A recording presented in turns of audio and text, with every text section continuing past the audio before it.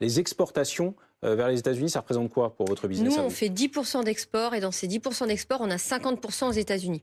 Donc, c'est pas une grosse partie de notre business.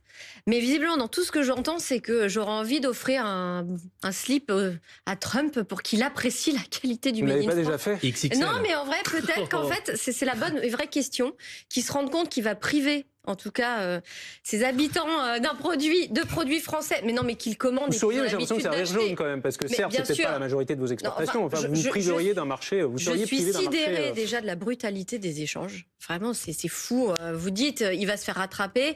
Effectivement, mais pour le moment, il a maintenu, avec la Chine, il a maintenu.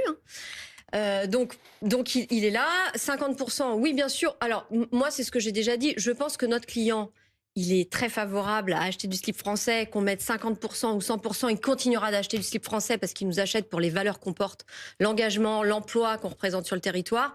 On a toujours été une marque premium et donc ça va pas changer notre business. Mais un produit que vous vendez aux États-Unis, Oui.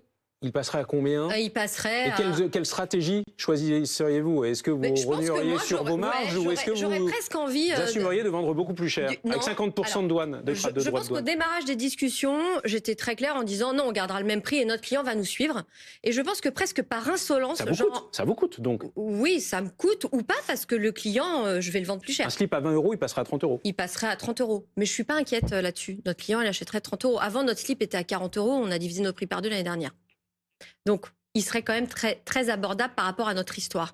Par contre, aujourd'hui, avec ce qui se passe, j'aurais envie de cette insolence de dire, en fait, je prends à ma charge cet effort et je continue de vendre à un prix accessible aux Américains.